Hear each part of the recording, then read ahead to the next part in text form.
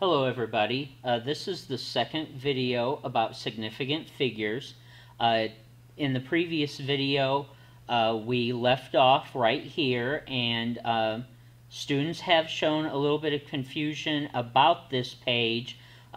Whenever you have something in scientific notation, this is just telling you about the zeros. This is telling you significant figures. So this one has 3, this one has 4, this one has 5. The underlining means that everything including the underline and before is significant. The things after are not, the zeros. So that's why these are 3, these are 4, these are 5, and if you just want to say everything is significant, you can save everybody a lot of trouble by just putting a decimal point. So that's a summary of the last one, but here's what we now need to talk about and what the second part of significant figures is all about. We need to use numbers that came from measurements. We need to use these numbers in calculations. Well, there are rules on using numbers with sig figs in these calculations, and there's only 2 basic rules. The first one is for multiply and divide. Let's say that we measured properly the side of a rectangle at 2.61 centimeters using one of the rulers I have here in class. But then let's say somebody didn't know how to use the ruler, or they just didn't write down all the digits they were supposed to, and they only measure the other side at 1.2 centimeters. Well, what do we get if we put this into a calculator?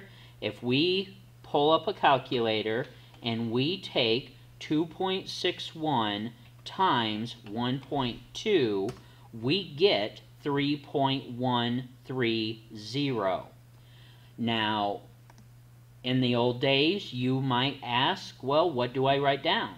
Should I go to the 100th? Should I go to the 10th, the 1000th? Do we just say 3? What do we write down? Well, sig figs now give us the answer. And the answer is, we use the same number of sig figs in our answer as the number that had the lowest amount of sig figs in the calculation. Translation, this had 3 sig figs. This had 2. Our answer has to have 2 sig figs. So we then count 1, 2.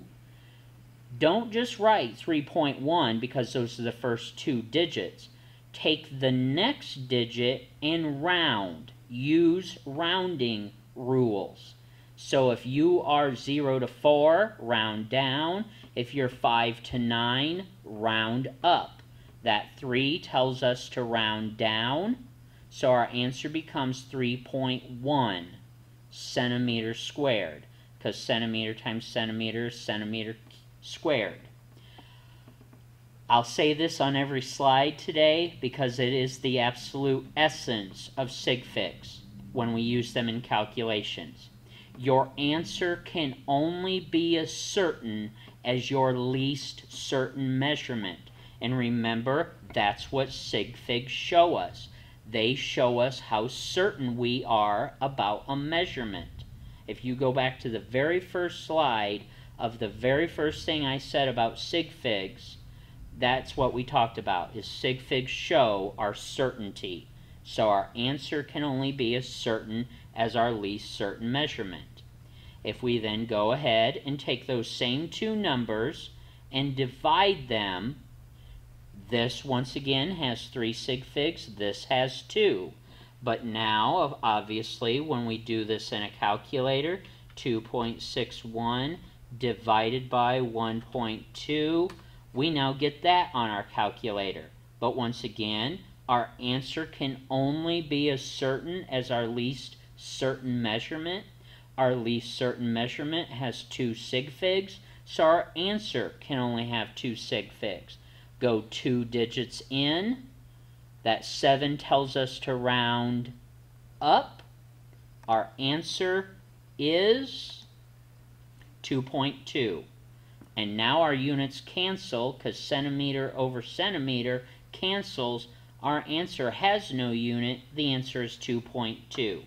And once again, your answer can only be as certain as your least certain measurement.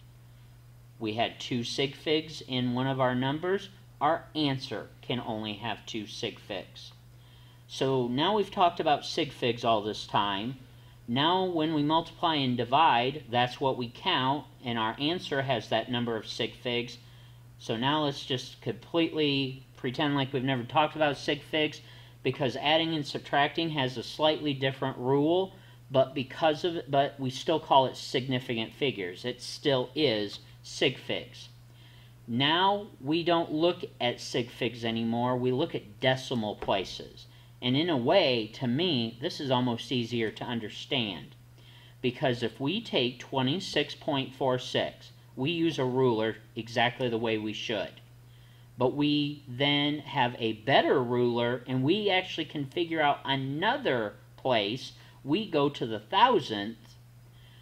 Our answer can only have the same number of decimal places as the one that had the least. And the reasoning here is, if we were to go backwards, first 26 and 4 is 30, 4 and 1 is 5, 6 and 2 is 8, so I think you could see that the answer is 30.58, but then the issue is, what's 6 plus I don't know? Or, sorry, 3. What's 3 plus I don't know? The answer is I don't know. We can't guess that digit. We have no idea what this digit is after the 6, so I can't take I don't know and add it to 3. Our calculator is going to say 30.583, but since we can only go 2 decimal places because of this number, we can only go 2 decimal places in, but we still round, because we might have to round up. In this case, we round down. So this becomes 30.58. This had 2 decimal places, this had 3. Our answer can only have 2, so we round to 2 decimal places, also known as the hundredth. Why? Because your answer can only be as certain as your least certain measurement. Second to last slide. Now we're going to subtract. Same idea. 26.46 only has 2 decimal places, but 4.123 has 3. If the lowest amount of decimal places we have is 2, our answer can only have 2. That's what our calculator says. So then we round to 2 decimal places. That 7 tells us to round up. So our answer becomes 22.34, because our answer can only be as certain as our least certain measurement. If we were to just summarize everything I just said, it comes down to this. When we multiply and divide, we count sig figs, and our answer has the number of sig figs as the lowest number in the calculation. If we add or subtract, we look at decimal places, and our answer has the same number of decimal places as the measurement that had the lowest number of decimal places in our calculation, because we don't know the digits past that. That is it for sig figs. On the worksheet you will do for the second worksheet, the idea is not what you get on your calculator. That's the easy part. Punch in your numbers in your calculator like you always do, but now based on this video, can you write down the correct answer